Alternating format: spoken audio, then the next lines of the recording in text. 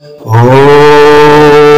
नमः शिवाय। बुढ़ापे में सुखी रहना चाहते हो तो यह 2 आदतें आज से ही त्याग दो और यह 3 आदतें अपना लो। बुढ़ापे में कभी तकलीफ नहीं होगी, बुढ़ापा सुख से कटेगा। दोस्तों, आज की कहानी बड़ी ही शिक्षाप्रद और महत्वपूर्ण होने वाली है, इसलिए मेरा आपसे निवेदन है कि वीडियो के अंत तक आप लोग हमारे साथ में बने रहना, क्योंकि आज नहीं तो कल हर इंसान को बूढ़ा होना है और बुढ़ापे के लिए कौन सी चीजों को अपने साथ में रखना चाहिए और कौन सी चीजों का त्याग कर देना चाहिए जिससे बुढ़ापा सुखमय कटे, यह सब जान लेना बहुत जरूरी है। दोस्तों, किसी गांव में एक बुजुर्ग दंपत्ति रहा करते थे। उन दोनों में जो उनकी पत्नी थी वह बड़ी ही शांत स्वभाव की औरत थी और जो वह बुजुर्ग थे वह बड़े ही गुस्सैल और चिड़चिड़ेपन स्वभाव के थे। वह बुजुर्ग बात बात पर नाराज होने वाला और अपनी पत्नी को हमेशा बात बात पर डांटने वाला था। उसकी पत्नी उसे समझाती थी कि इस उम्र में इतना गुस्सा करना ठीक नहीं है, लेकिन वह मानता ही नहीं था। उसकी पत्नी जब खाना बनाती थी तो कभी सब्जी में या रोटी में थोड़ी सी कमी हो जाती या सब्जी में कभी नमक तेज हो जाता या रोटी कहीं जल जाती तो वह थाली उठा करके फेंक देता था। उस बुजुर्ग के इस व्यवहार से पूरा घर हमेशा परेशान रहता था। पूरे घर में क्लेश और रोज रोज इसी बात का झगड़ा होता रहता था। घर के जितने भी लोग थे वे सब कबीरपंथी थे, कबीर दास जी के अनुयायी और उनके सत्संगी थे। रोजाना कबीर दास जी के सत्संग में जाते थे। फिर एक दिन उनकी पड़ोसी महिला ने उस बुजुर्ग महिला से कहा कि इनको रोज सत्संग में ले जाया करो, हो सकता है कि कबीर दास जी की बात मान करके इनका व्यवहार बदल जाए। फिर उस बुजुर्ग महिला ने कहा, बात तो ठीक कहती है। फिर उसने अपने घर वालों को यह बात बताई और कहा कि इनको भी कबीर दास जी के पास ले चलते हैं और उन सब से यह बात बताएंगे, शायद कुछ हल निकल आए। रोज रोज के झगड़े से किसी तरह से तो निजात मिल ही जाएगी, किसी तरह तो घर में क्लेश खत्म होगा और घर में शांति आ जाएगी। फिर इसी तरह से सोच करके एक दिन घर वाले उस बुजुर्ग को मना करके कबीर दास जी के पास ले गए। संत तो बिना बताए ही सब कुछ समझ लेते हैं। जब वे कबीर दास जी के पास पहुंचे तो उन्होंने समझ लिया कि ये लोग उनके पास क्यों आए हैं। कबीर दास जी ने देखते ही जान लिया कि उनके घर में अशांति है, इसलिए घर में सुख चैन की तलाश में यह लोग हमारे पास आए हैं। और उन्होंने यह भी जान लिया कि घर में अशांति का क्या कारण है। जब वह गृहस्थ परिवार वहां पहुंचा तो उस समय दोपहर का समय था। सभी ने जाकर कबीर दास जी को प्रणाम किया और उनके सामने जाकर के बैठ गए। उस समय कबीर दास जी अपनी कुटिया में बैठे बैठे कुछ लिखवा रहे थे। कबीर दास जी की जो पत्नी थी उनका नाम था लोई। अचानक कबीर दास जी ने माता लोई से कहा कि लोई, जरा दीपक जला करके लाओ, मुझे कुछ ढूंढना है। कबीर दास जी ने जब दीपक मांगने का आदेश दिया तो उस बुजुर्ग को बड़ा आश्चर्य हुआ कि दोपहर का समय है, अच्छी खासी धूप खिल रही है, ऐसे में दीपक मांगने का कौन सा प्रयोजन हो सकता है। अब वह बुजुर्ग सोचता कि यह महात्मा या तो मूर्ख है या फिर पागल है। भला सूरज की अच्छी खासी रोशनी है और यह दीपक मांग रहा है, यह तो अजीब महात्मा है। वह बुजुर्ग मन ही मन ऐसा सोच रहा था। तब तक माता लोई जलता हुआ दीपक लेकर के वहां पर पहुंच गई। उन्होंने दीपक को उठा करके उनके पास रखा और अंदर चली गई। अब वह बुजुर्ग सोचता है कि उनकी पत्नी भी क्या खूब है, इसने तो यह भी नहीं पूछा कि पागल हो गए हो तो। दिन है, दोपहर का समय है, अच्छी खासी धूप खिल रही है, फिर भी दीपक क्यों मांगा है। मैं बड़ा चक्कर में हूं, ये मैं कहां आ गया। और पागलों की बस्ती में यह महात्मा तो सचमुच पागल है। यह महात्मा तो पागल है ही, सबसे बड़ी पागल और मूर्ख तो इसकी पत्नी है। यह पागल मेरे घर में शांति कैसे लाएंगे, या मेरे घर में क्लेश को खत्म करेंगे, या मेरे बुढ़ापे को ठीक करेंगे। उसके मन में सवाल पर सवाल उठ रहे थे, लेकिन उसने उस वक्त कुछ नहीं कहा और गुस्से में बैठा रहा। कबीर दास जी ने उसके मन की जितनी भी बात थी वह सब कुछ समझ लिया। यह गुस्से से तिलमिला रहा है और हमें पागल समझ रहा है। उन्होंने यह भी जान लिया कि गुस्सा इसे इसलिए आ रहा है कि लोई ने एक भी सवाल मुझसे नहीं पूछा और बिना किसी सवाल पूछे से और यह दीपक लेकर के आ गई। इस बेवकूफी के लिए वह हमसे लड़ी क्यों नहीं। कबीर दास जी समझ गए तो सब गए, लेकिन बेपरवाह होकर के दीपक की रोशनी में लिखते रहे। उस गुस्सैल बुजुर्ग आदमी ने बड़बड़ाते हुए अपने बच्चों से कहा कि यह पागल लाएगा हमारे जीवन में शांति। अब हद हो गई, चलो यहाँ से, मैं एक क्षण भी यहाँ पर नहीं रुक सकता। यहाँ से शीघ्र चलो, मुझे नहीं रुकना यहाँ पर, मुझे इससे ज्ञान नहीं लेना है। फिर उस बुजुर्ग को बड़बड़ाते हुए कबीर दास जी ने सुन लिया और तो और उन्होंने कहा, क्या बात है बाबा, कोई समस्या है क्या। फिर वह बुजुर्ग आदमी बनावटी हंसी हंसते हुए बोला, नहीं नहीं महाराज, कोई समस्या नहीं है। आपके दर्शन करने के लिए आया था, सो अब आपके दर्शन हो गए, इसलिए अब हमें अपने घर को चलना चाहिए, आप हमें आज्ञा दीजिए। कबीर दास जी ने कहा, अरे भाई, तुम हमारे पास आए हो, हमारे अतिथि हो, बिना अतिथि का सत्कार किए कैसे जा सकते हो। उन्होंने माता लोई को आवाज लगाई, माता तुरंत वहां पर आई और हाथ जोड़ करके खड़ी हो गई। कबीर दास जी ने कहा कि यह बाबा थोड़ी जल्दी में है और यह जाना चाहते हैं, जल्दी से 2 गिलास दूध लेकर के आओ।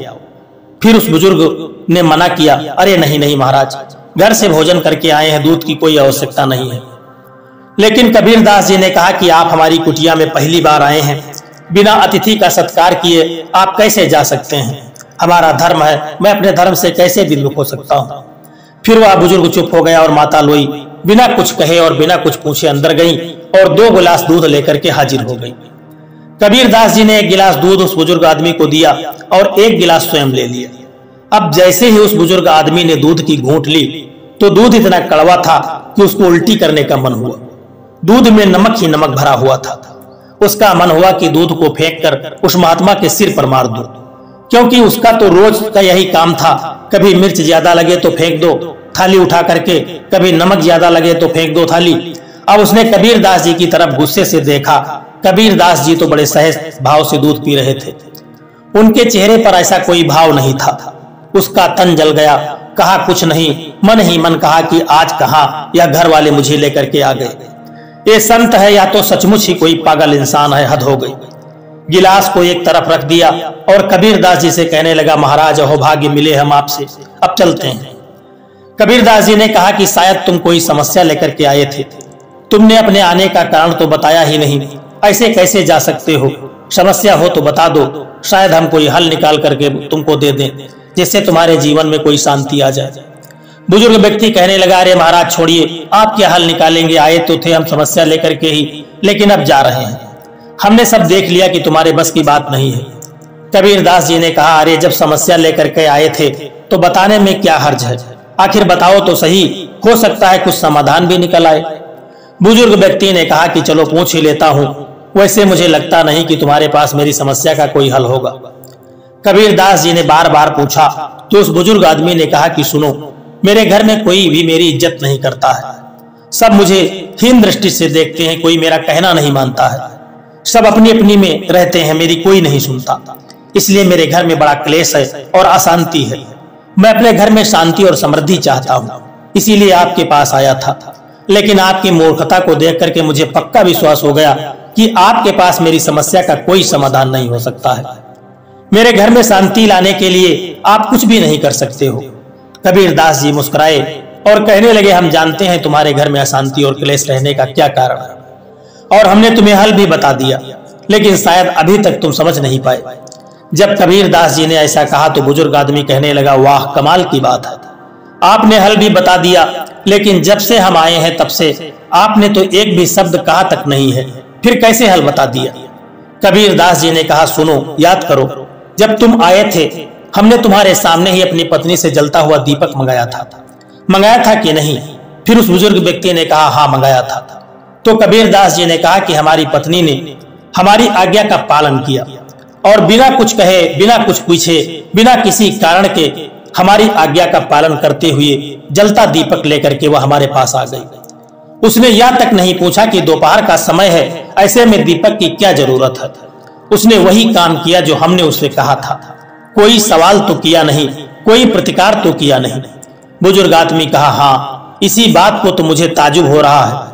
कबीर दास जी ने कहा कि आज उसके बाद फिर हमने उससे दूध मंगवाया और मैं जानता हूं कि हमारी पत्नी ने शक्कर की जगह दूध में बहुत सारा नमक डाल दिया था। दूध बहुत कड़वा था, इतना कड़वा कि तुमसे पिया तक नहीं गया, और तुमने देखा मैं इस कड़वे दूध को चुपचाप प्रेम से पी गया। पता है क्यों? क्योंकि जब हमारी पत्नी ने हमसे दीपक के बारे में कुछ नहीं पूछा तो हमारा भी कोई अधिकार नहीं बनता, कोई सवाल जवाब नहीं किया तो हम भी कैसे कोई सवाल जवाब कर सकते थे। दीपक लाना और हमारी आज्ञा का पालन करना ही अपना धर्म समझा तो हम कैसे पूछ सकते थे कि दूध कड़वा क्यों है। हमने भी अपना धर्म समझा और दूध को पी लिया। जिस तरह उन्होंने कोई प्रतिकार नहीं किया उसी तरह हमने भी कोई प्रतिकार नहीं किया। इससे क्या समझे?